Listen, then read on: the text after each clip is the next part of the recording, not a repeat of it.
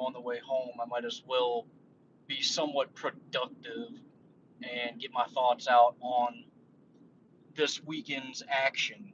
So, talking about the NFL draft and talking about the NBA. So, Saints overall, I feel, had an excellent draft. I do. I thought the Saints addressed some of the positions that they needed to address. I thought that they were strategic in doing so. I felt that they moved up to uh, get some big name players and add some depth. So I really do feel like overall, when it's all said and done, that the Saints had a very good draft. Starting with the Fuaga pick in the first round from Oregon State, being an offensive lineman that we needed. I thought that was huge. I mean, obviously, we need to address the offensive line. There's no doubt about that. And what better way than to um, get a first rounder that can really make an improvement on your team and start right away? Whenever you got a lot of guys like Ramczyk and other guys on the offensive line that are probably not going to be here in order to play next year. So I think that addressing the offensive line and getting two tackles in the draft was huge. We got one in the first round and one towards the tail end, so I thought that was good. We even got a wide receiver, Bub Means, I think his name is. So I mean, it's not the flashiest name out there. It's not that wide receiver from Ohio State, or it's not Marvin Harrison Jr. or Malik Neighbors or anything like that. But we addressed, at least took a chance and got a wide receiver. So it's good that we were able to do that because we still do need some wide receiver help. Um, Getting Kool-Aid I forgot the dude's last name. McKinley. I forget the guy's last name. At cornerback, that's just another depth piece to the secondary. I was a little questionable about that pick at first, but I think it's going to be pretty. I think it's going to work out pretty well for us. Um,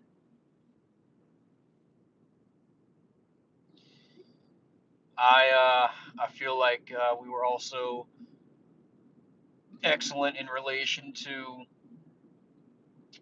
um, I just I enjoyed the Saints draft this year. I thought they had drafting a quarterback finally. Spencer Rattler. A lot of people are going to look at that and scratch their head. And although I don't know if he's going to be the forsakable future of the Saints, the fact that we actually drafted a quarterback and took a chance and potentially got some kind of liability or insurance, as I would like to say, to at least say that hey, we drafted a quarterback, and potentially going forward in the next few years, I would say the Saints should probably draft a quarterback in the next few years, in every single draft. But I think the Saints, in my opinion, if I'm being completely honest, on a cumulative grade for the Saints in this draft, I give them an A. I really do, dude. I thought the Saints drafted very excellent, and I got to give them credit for that. Well, Rise Up ATO, we'll go ahead and we'll see about that, dude. I'm not. The thing about it is, he's not going to start for us this year. We know that. So you can sit here and say whatever you want about Spencer Radler, whatever you want, dude. You guys had a chance to get Kool-Aid, bro. You guys had a shot. Well, let me take that back. I'm not gonna say you guys had a shot because we got him pretty. We got him at 41 in the second round. I'm not sure if Atlanta had a pick before us in the second round. Correct me if I'm wrong, because we had 45. We traded with Green Bay to move up.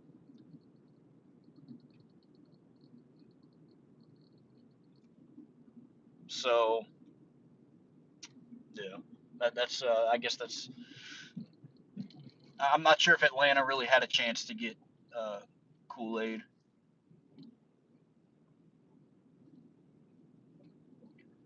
Okay, all right. Like I said, Rise Up. I didn't pay too much attention to the draft. I was at work and everything. Um, I mean, obviously, the biggest shock of the draft, and there's no doubt about it, is what the Falcons did, getting Michael Penix Jr. at number 8. Nobody saw that coming. Kirk Cousins even came out and publicly said he doesn't, he was shocked. So I don't think he's very I don't think he's fond of that, dude. So that, for us Saints fans, that's good because it's going to start or at least I'm hoping that's going to start a little bit of drama in the Falcons locker room. Yeah, because the Falcons rise up. I completely agree, dude. I think the Saints had a way better draft than you guys, and I'm sorry to say that, but honestly, man, you guys fumbled that. I don't know why. I don't know what you're doing drafting Michael Penix Jr. at number 8, dude. You just signed. The only reasonable explanation I can think of is that you guys don't trust Kirk Cousins. You guys just might not trust Kirk Cousins' health, and that could be reasonable. That could be definitely understandable. So I'm not gonna go ahead and say that the pick was completely stupid because we don't know how Kirk Cousins is gonna come out and perform. The man might be fucking done for all we know. So I hear you, Brandon. I wasn't too hyped up for this year's draft either. It didn't even feel like draft time, dude. Oh wow, you guys had 30. I didn't even know that, dude. Like I said, I didn't pay attention to all the draft details. I didn't know you guys had the 34 overall pick, man. That kind of changes everything. That kind of changes my perspective. Like, you guys really fumbled the fucking bag, dude. You guys fumbled the motherfucking bag, bro. Oh yeah, you guys needed a defensive back really bad, bro. Like, y'all's defensive backs got fucking toasted towards the tail end of last year, bro. You had Derek Carr play his best game against you guys in the final. Granted, it was the final week of the regular season, but still, I mean, Derek Carr had his fucking best game against y'all all year long, dude.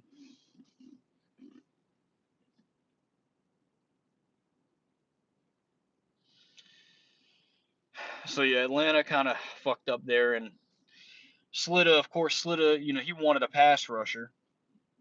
I'm not sure if y'all addressed that area. I didn't see all of the final results and picks. I'm not this draft analytical guy. Okay, I follow what the Saints do. I follow the first round, and then after the first round, that's it. Okay, yeah, rise up, but you didn't get the guy that you wanted. We got the guy that you wanted. So, and what's funny about it is Michael Penix Jr. actually wanted to play for the Saints, and we were 6 picks away from you guys. So you guys went ahead and grabbed him. I don't know what y'all's rationale for grabbing him was. I don't know if it was, oh, we heard the Saints that he wants to play for the Saints, so let's go ahead and grab him so we can show the Saints. I wouldn't be shocked if that was the motive for the Falcons of why they drafted Michael Penix.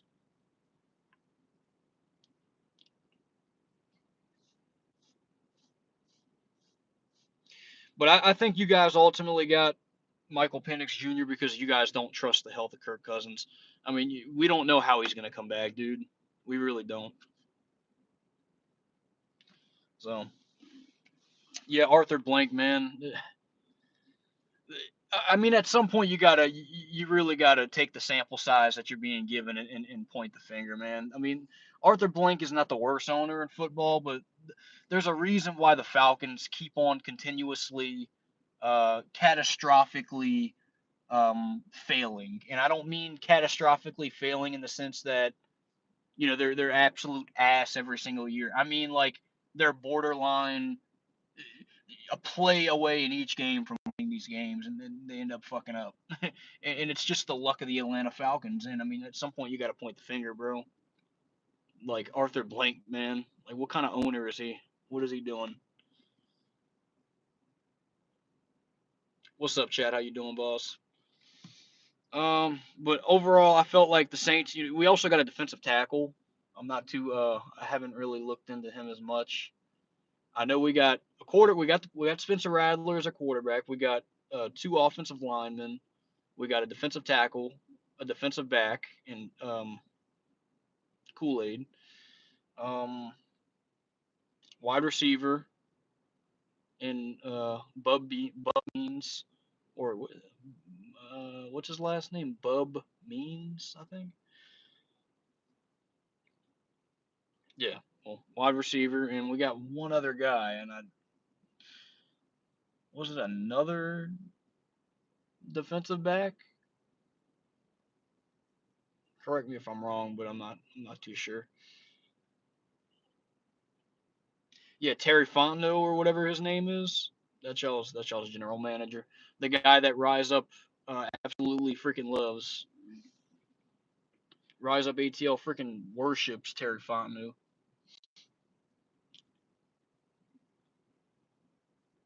I'm not gonna say 2017 type of draft, but I think this was a draft where we addressed all of our needs, and I feel like we have a good rationale for every pick that we've gotten. That's one thing I can say about the Saints, while at the same time selecting players that were on a lot of teams' radars. So I think that I really do feel like we had a successful draft. I like it. And that's the best thing that's happened this whole entire week. So I never thought I would say I feel better about the Saints and where they're headed as opposed to the fucking Pelicans, but that's where we're at. I'll be completely honest, man. Um, I don't think the Pelicans are ever going to win anything. I really do not believe that the Pelicans are going to win anything ever. And there's a lot of reasons to that. Many. That's what I would give the Saints as well, John Moore. A minus. I'd say A minus is about a really good grade for the Saints.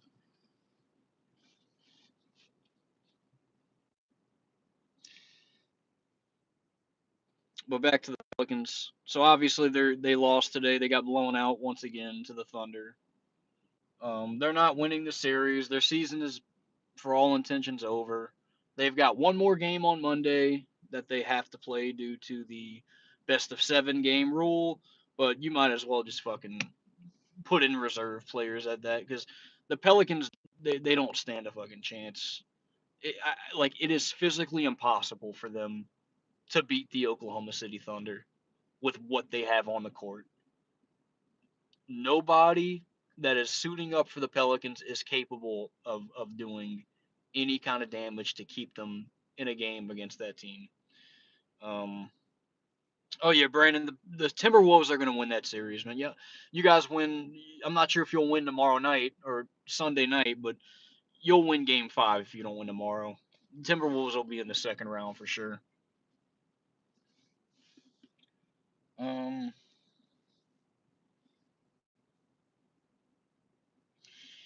Yeah, cheesy fingers. I agree.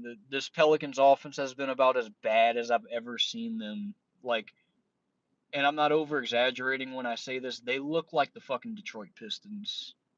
They look like the Detroit Pistons or the Washington Wizards. They look absolutely just like. I mean, it's like you got a bunch of G League players playing on the team, dude. I'm not even joking. I went to my freaking school's gym and got a basketball, went in the gym and started shooting around and shot more fucking threes in the span of 5 minutes than the Pelicans did the entire game. And I don't want to hear all this bullshit about, oh well, they're professionals, and and they're playing against professionals and all that bullshit. The Pelicans have been missing so many fucking wide open shots in these playoffs. They can't even hit wide open shots, bro. Like this Pelicans team is pathetic, bro. Like I mean, and you can look top to bottom. It doesn't matter who you call, what name you call of who's playing on the court right now. Every single one of them, bro. Like they're not doing anything. Pathetic. But most importantly, man, like the people that you needed to step up, that you were literally depending on to keep you alive without Zion Williamson, has literally done nothing. Nothing. And I'll tell you what, man. C.J. McCollum should not be in New Orleans next year. Brandon Ingram, and I don't give a shit about his injury. He should not be here next year. Both of them need to go. Jonas Valanciunas has got to go. Although Jonas Valanciunas played well in the first two playoff games, he was the only one that really showed up. He's not the long-term answer at center. You got to get rid of those three guys. You got to bring in a center that can shoot and get boards and protect the paint. You got to get a point guard that can actually be reliable. And I mean, the, the Pelicans are just, yeah, they're just. And I've been saying this for the last few weeks. I've been saying fire Willie Green, fire Willie Green. I kind of got off that train after we beat Sacramento to get to the playoffs, but I mean, even though that the Pelicans don't have their best player, I still see shit on this team that you can only really boil down to coaching of why they're not executing. I mean, a team is a reflection of its coach. Willie Green has done nothing to make adjustments to give the Pelicans an Ice Cube's chance in hell at staying in this series. They've done nothing. Nothing. I still don't think Willie Green is the answer at head coach. I don't. He's a good motivational speaker, but he's not a head coach. His rotations are ass. His lineups are freaking questionable. Why are you not putting in Jordan Hawkins, the rookie that you drafted, that just won a championship with UConn? Why are you not giving him any fucking any playing time? Why do you insist on keeping the brick master, CJ McCollum, out there for like 35, 40 minutes a fucking game to score 13 points, bro?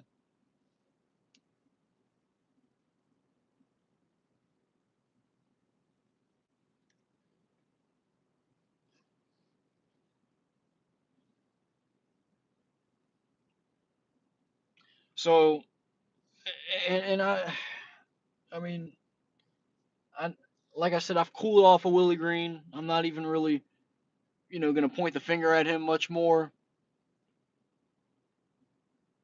But I still don't feel like he's the coach that's gonna win us or lead us to anything good. I don't.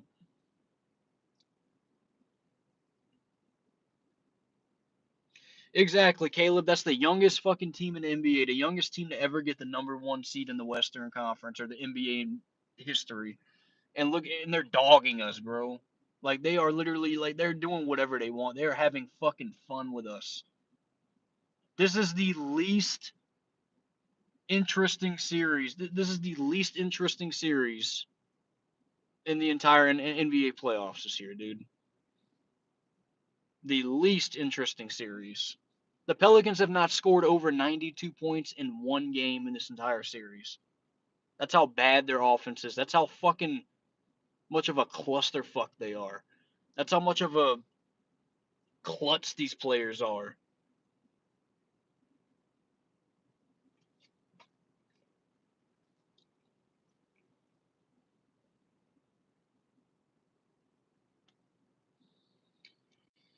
So, with the Pelicans, I'm not even. I mean, I'll watch the game on Monday night, but I'm not really like. I really don't care anymore, dude. Like, I've given up. I've officially given up. I've thrown in the towel. I'm done. 85 fucking points at home. 85 fucking points.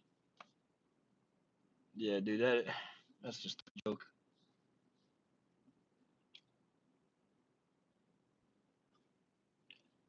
But whatever, man.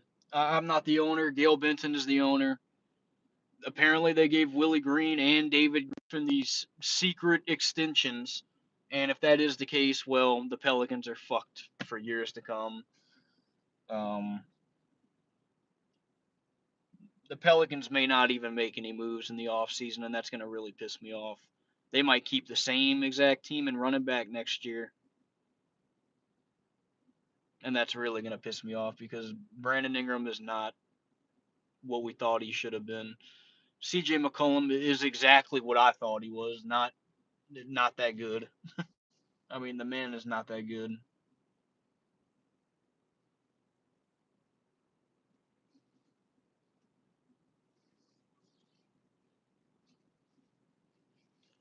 So I think the first two out the door need to be those guys. Then you got to look at Jonas Valanciunas, get him out of here, and try to really explore getting a actual shooter and an actual center that can shoot as well. Yeah, dude. Like I said, I can't believe I'm saying this, but I feel better about the fucking Saints' future than the Pelicans.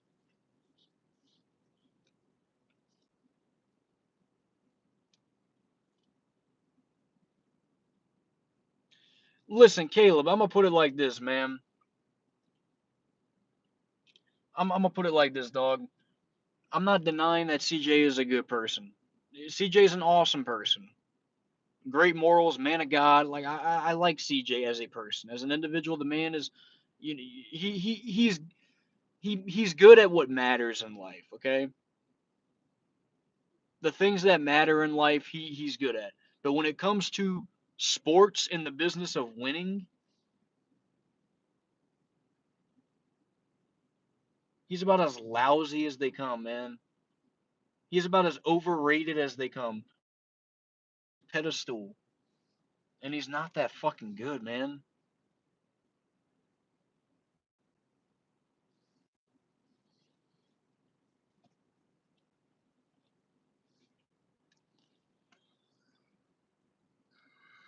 Yeah, that's my opinion. CJ's got to go. Brandon Ingram's got to go. Jonas Valanciunas has got to go. And really, I mean, for the long run, Willie Green needs to get the fuck out of here too, dude. Like the man is not. He's a motivational speaker, bro. He's not a good coach. His rotations suck. The people who he gives minutes to and doesn't give minutes to is questionable. Like, bro, I don't get it. He does the exact same shit game after game after game after game after game after game. Doesn't change anything. Then you got an injury prone Zion Williamson who's been injured every single freaking year that he's played in the league, man. Like at some point, and I hate to be like this because I like Zion. The man is talented. The man is obviously the bread to our butter. He's obviously the one that's given us any kind of Ice Cube's chance in hell. But availability is the best fucking. I mean, availability is more important than anything in sports. And this man has never played a free postseason game. At some point, I mean, damn, bro. Like, if this shit happens next year, man, you gotta fucking. I mean, I'm just being the fuck real. You gotta explore trying to see what you can get for him, man. Because you can't keep dealing with this shit year after year, man.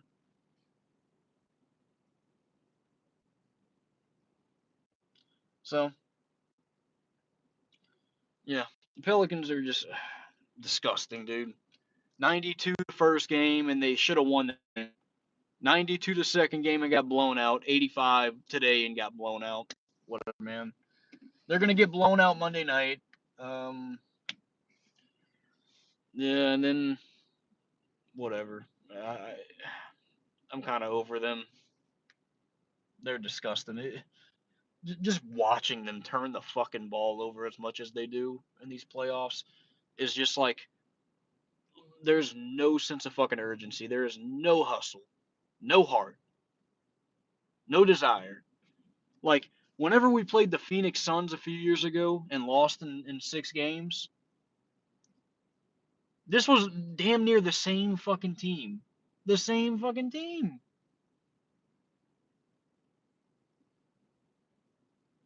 And they actually thought and wanted to win.